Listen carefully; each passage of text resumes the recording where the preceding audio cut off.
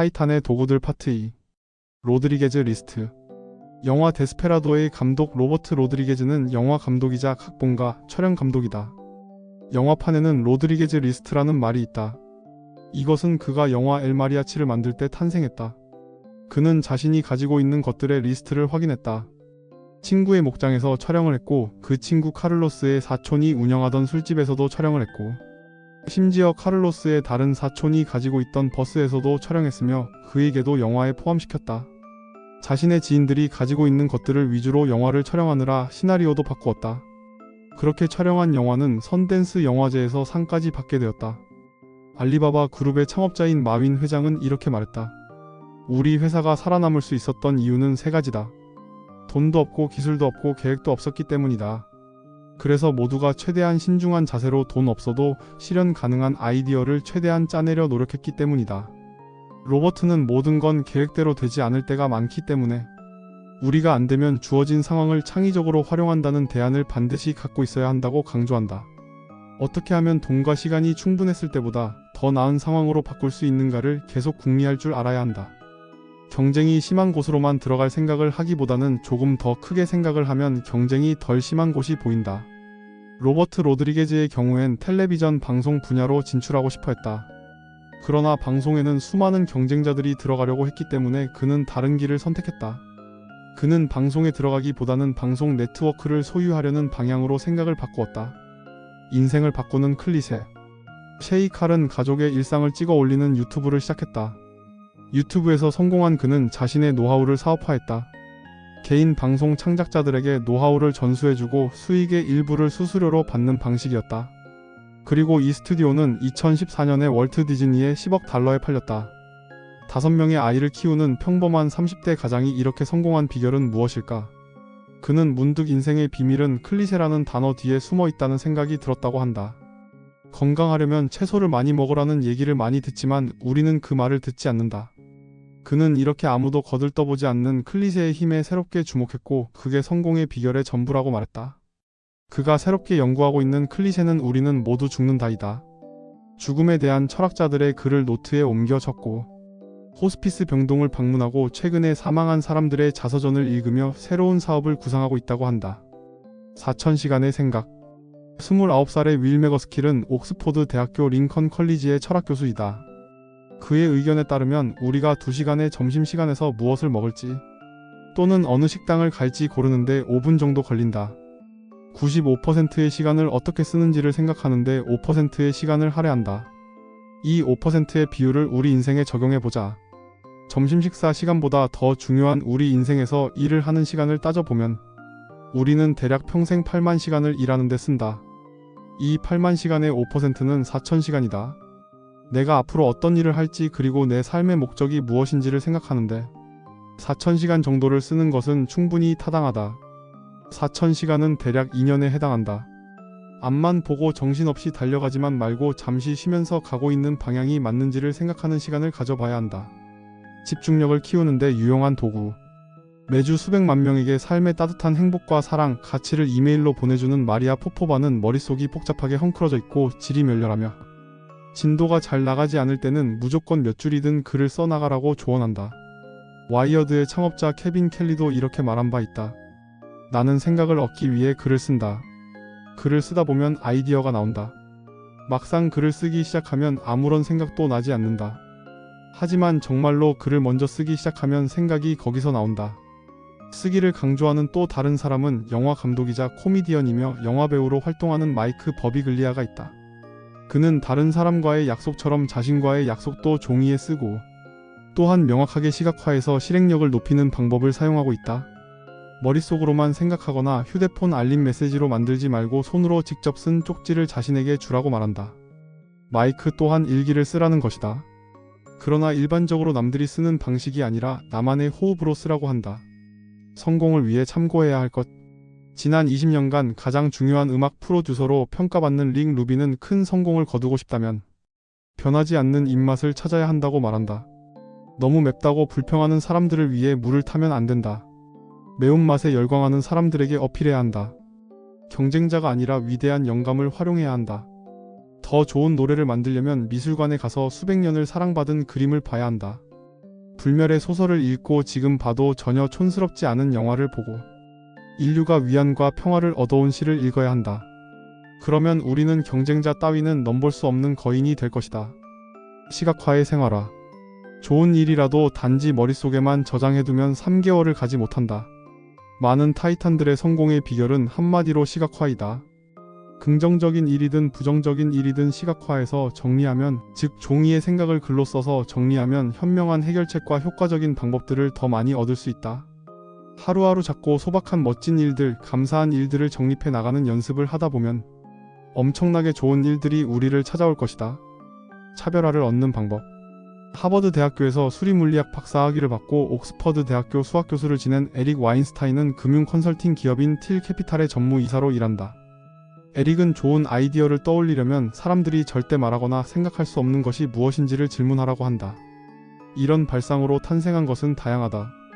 먼저 요즘은 캐리어가 흔하고 일반적이지만 노스웨스트 항공사의 조종사였던 로버트 플레스가 바퀴 달린 가방을 1989년에 만들기 전까지는 모두 커다란 가방을 들고 다녔다.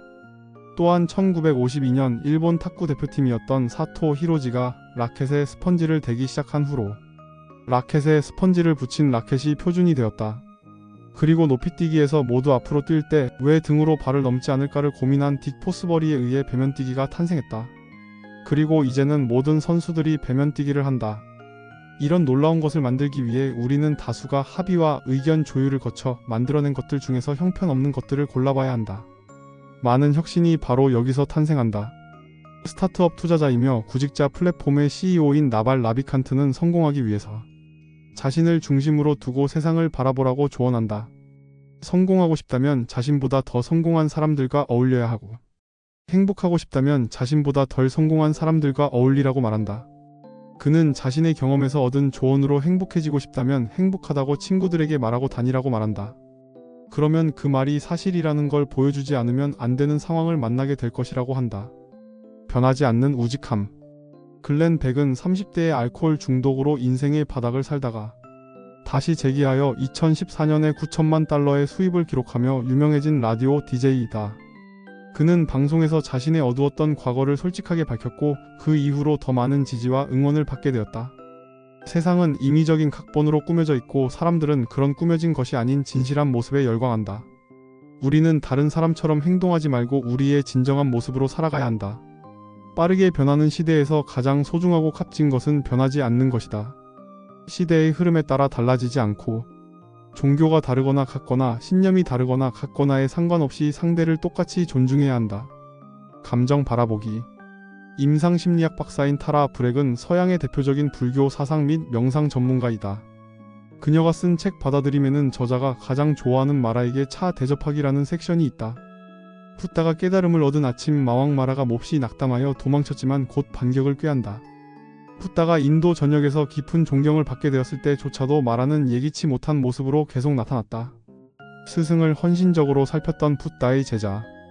안 한다는 마라가 나타날 때마다 헐레벌떡 스승에게 뛰어와 이를 알리곤 했다.